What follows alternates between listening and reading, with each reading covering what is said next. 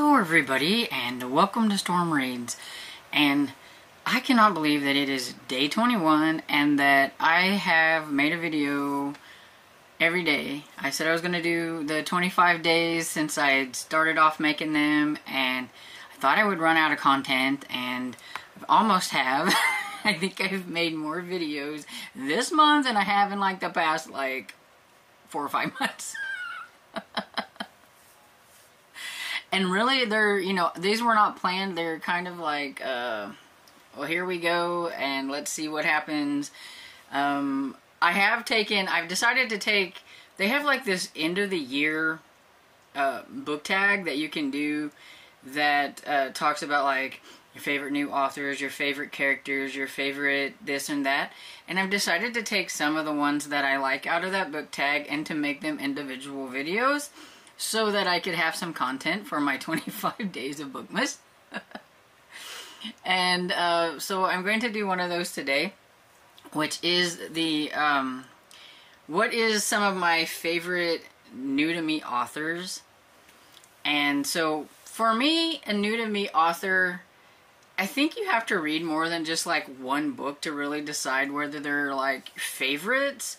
So, for me, these are authors that I have read at least more than one book, except for one, because I was running out of, I wanted to try to do 10, and I was running out, so I picked one that only had done one, but I think that I could and with these, even that, I think these authors have the potential to be authors I would like to try again, and that's kind of what I'm going with.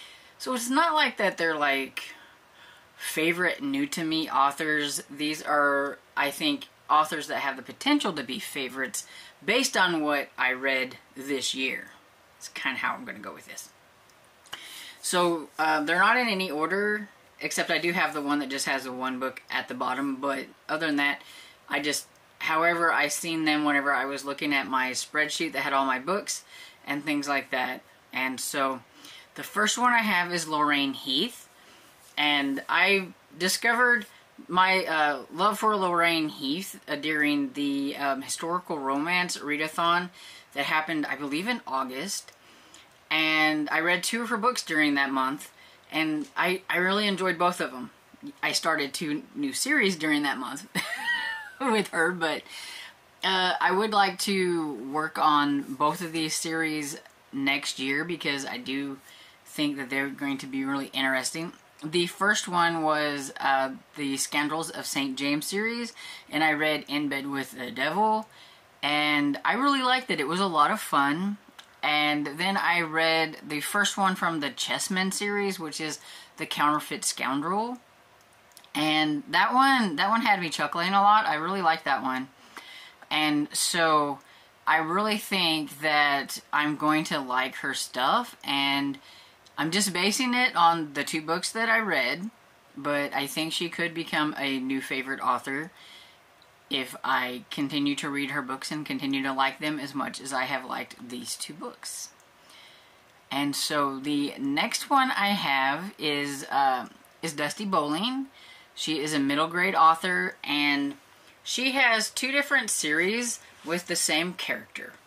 And so I have only read this one, which is the Avon Green series, and it is like little chapter books that she has.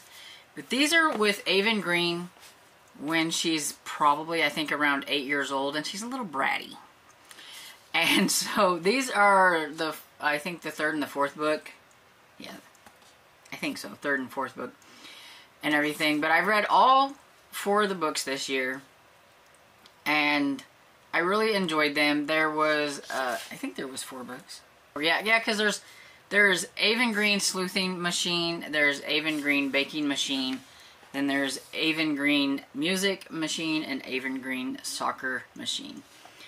And even though the character was a little bratty, I really liked it, and I want to try her other. She's got a duology that is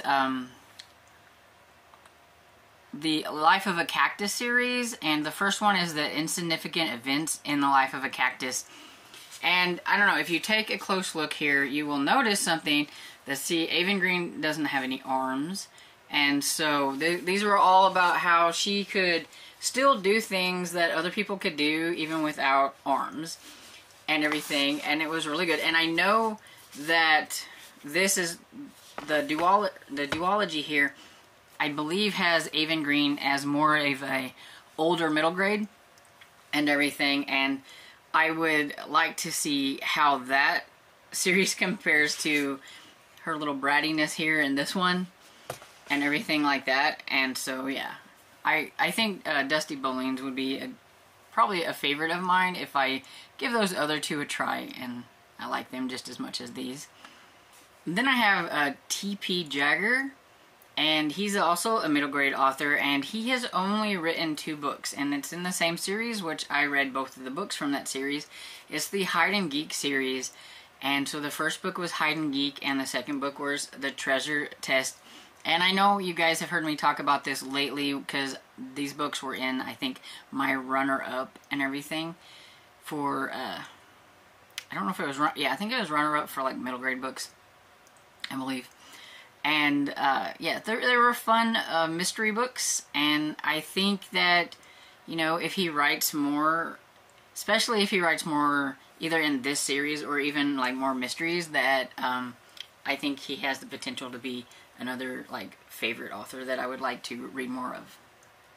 So something I realized just now whenever I was looking at my list is that almost all of these are middle grade authors. There's only 2 on this list that aren't middle grade authors. The one that I just talked about, Lorraine Heath, and then the one that's at the bottom of my list. All the ones in between are all middle grade authors. So I did read a lot of middle grade, and I did read a lot from series and everything for middle grade. So I guess that makes sense.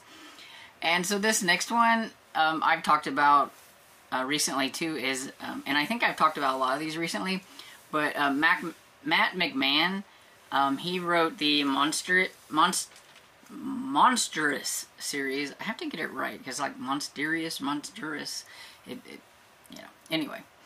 But I've read 3 out of the 4 books because the 4th book doesn't come out until next year. And so we had Escape from Grimstone Manor, The Snatcher of Raven Hollow, and The Terror at Shadow Canyon, or in Shadow Canyon. And I thought they were all, like, really fun, and they were fun enough that I would like to see, like, what other kinds of books that Matt McMahon has written, if he has written others. I haven't really investigated enough, but I do know, since I like that, if he has other books, I should give them a try. And I'm looking at his thing here, but all I see is the Monsters series. So, I mean, he could be new, you know, that happens. Yeah. But in looking, though, I found out that there's not only a 4th book coming out, but there is a 5th book. So that was interesting. But yeah, so I definitely would continue on with this series from Matt McMahon. And if I ever find out that he writes anything else, I'm pretty sure I will be checking it out, because they're really fun, you know, and that's what I like with my middle grade horror, is for them to be really fun. And another one that you've heard me talk about before as well, but this is James Praler, and he wrote the Exit 13 series, and I've read both of the books from Exit 13. And he does have a lot of other books. I have noticed that I would like to try to get my hands on some of them to see if I would like them. They look like all like middle grade or kids books. There's like the Jigsaw Joan mysteries, and those look kind of younger than the Exit 13 series. But it looks like he has, like, some older, like, standalones and everything, too. And he's got the Pirate's Guide series, it looks like, and Scary Tales. So, he's got a lot of backlist books that I can give a try and see if he will, you know, continue to be a favorite author or not. But I know right now, with the Exit 13 series, he is definitely on my radar. And another one that I have talked about a lot is Jennifer Klick. And I read her Dreadwood series, and I read all 4 of hers, so, I mean, she's pretty solid, I think, and a new favorite author, because I did read those, but she has some others that I haven't tried. She has, like, the Alex Sparrow, looks like a trilogy, maybe, and then she has the Crater Lake series, which I'm trying to get my hands on, but I can't find the first one on Libby. It's like they got the second book, but not the first book. So I'm going to have to try to figure out how to get the first book, because I did look. I wanted to read more of her books, but I couldn't come up with them. And I think she has another book, an anthology, I think. Yeah, this one called Read, Scream, Repeat. And it is a collection of scary stories and everything that I would like to try, even though I'm not huge on, like, collection stories, but sometimes the middle grade ones are kind of fun. It just really depends, but since I do like her, I think that the potential to actually like the stories that are in there might be a little bit higher than, say, some others that might have collections. And so I have Betty Ren Wright, and I discovered her whenever I decided to use her for, like, my retro prompt for Halloween. And I never read any of her books before, and I decided to read 3 of her books that month and do, like, a recent reads on just reading her books and seeing what I thought about her, which I ended up really enjoying her books. I read The Dollhouse Murders and Christina's Ghost, which was probably my favorite, and then I think it's called The Crandall House. And she's got quite a bit more on her list that I can dive into and try. And I do believe I will try to get to more of her books next year, because I need to read more, I think, retro horror books for middle grade. I haven't really read a lot, and there are quite a few out there. It's just finding them and everything. Sometimes I get lucky and they're actually on Libby or Hoopla or something like that, which I got lucky with, like these. But sometimes they're not, and so, like, the hunt for them is a little harder. And believe it or not, when I'm thrifting, I don't find a lot of, like, retro middle grade books. And if I do, they just want way more than I want to pay. But yeah, but she was fun, and so I would like to give her more of a try. And then Emily Ecton is another one that I read 2 books from. I read The Great Pet Heist and then The Great Pet Host. And there's another one in this series, and I think it's called The Great Vandal Scandal? Yeah. So I need to read that one, but I think she has more books that I can dive into. Yes, she has some other mystery books, it looks like, and some other interesting looking things. But we have Night of the Living Lawn Ornaments looks interesting. But The Ambrose Deception, I think I've actually heard of that, and I may actually have that tagged on Libby.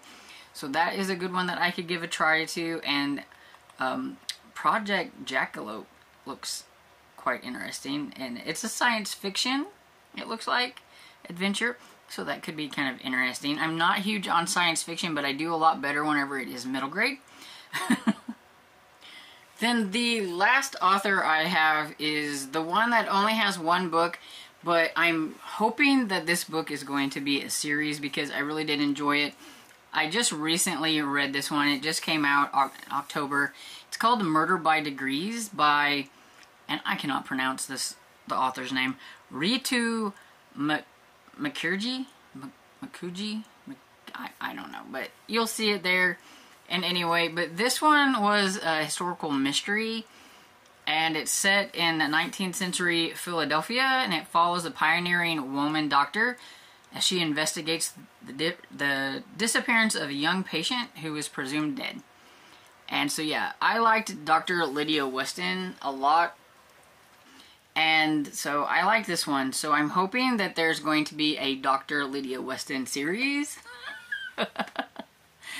It's my hopes. If I put it out there into the universe, maybe it will happen. But yeah, I like this one, and I think she has potential to be an author that I would like to read more of.